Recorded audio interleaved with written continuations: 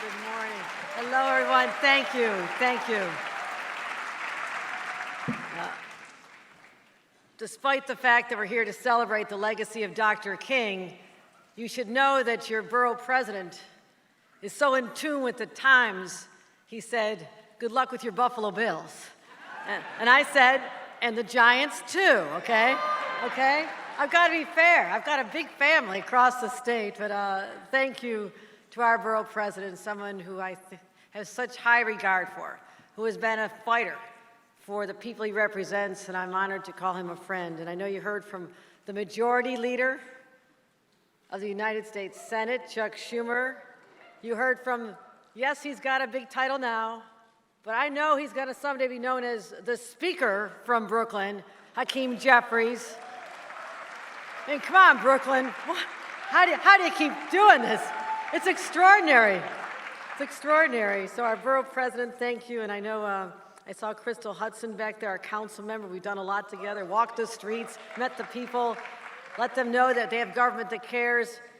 One of the most incredible leaders, our district attorney, Eric Gonzalez. Incredible how he has fought to protect people, but also ensure that rights are protected as well. They can be achieved together. That is exactly what Dr. King expects of us. And Gina Duncan, thank you for this extraordinary masterpiece. Over 150 years of bringing joy and music and opportunities for young people, and it's just a chance to get a respite from the daily lives. You know, as I was preparing for these remarks, I watched Dr. King's speech this morning. I have a dream. And I thought about what would he say about where we are today? Has the dream been achieved? Or do most of our people wake up to a nightmare? And that is the question that is before us, and that'll be part of our legacy when years from now, and they continue to celebrate this day in the life of a man who's extraordinary.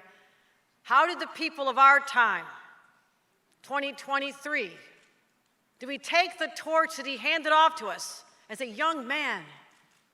He was 34 when he gave that speech, 39 when he was assassinated. What he did in his young life was put upon our shoulders the moral responsibility to do more for our brothers and sisters who are still struggling. Now that can happen, thank you, that can happen at the federal level, and we have great partners who are committed, and it happens at the borough level with our local leaders. But also, I take on the responsibility of Dr. King's message as the governor of the state of New York. And this is not new to me, to be inspired by his words and his life. In fact, yes, I'm this old, but I'm going to tell you this story. I read a book about his life while he was still walking among us. I did a book report on him. Little white girl in Hamburg, New York. I went to the library, Childhoods of Famous Americans. And I pulled out the book on Dr. King, and I read it, and I reread it, and I reread it.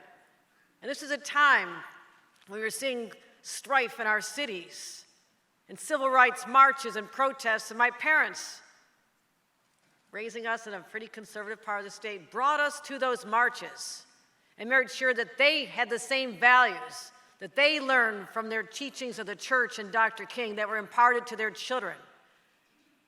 So the night Dr. King was assassinated, we held our hands around the table and wept, because I was raised in a social justice Catholic family, and we knew what he meant to so many people. We also knew that his story could not die in that moment. And that is why, as we gather every single year to refresh the memory, to teach the young children of our responsibilities, I assure you that those of us in government know the responsibility that's been entrusted to us by the people to carry on his dream, his vision. And that means creating more affordable housing, because housing is a human right. More people deserve to have that right than they have right now.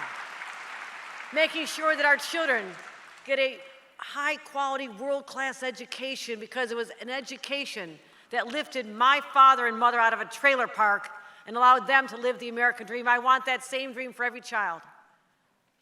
We're also going to focus on jobs and skills training, saying, yes, there's many more opportunities, but those who are just starting out, we will raise the minimum wage to tie it to inflation because it's nobody's fault that the price of everything from formula and diapers and rent and gas, it all keeps going up.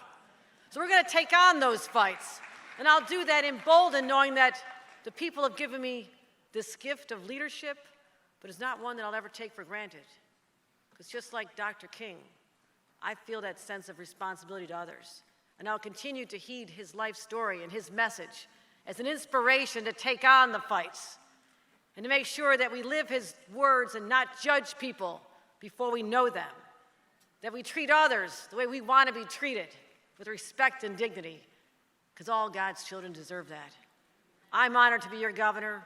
I'm honored to be here today, and God bless every one of you, and let's continue the celebration to honor the man, the legacy, and the great story and inspiration of Dr. Martin Luther King. Thank you, everyone. Thank you. And with that, I'd like to present a proclamation to Gina. Okay, thank you. Thank you, Borough President. I would read it, but it's really long. I won't do that to you.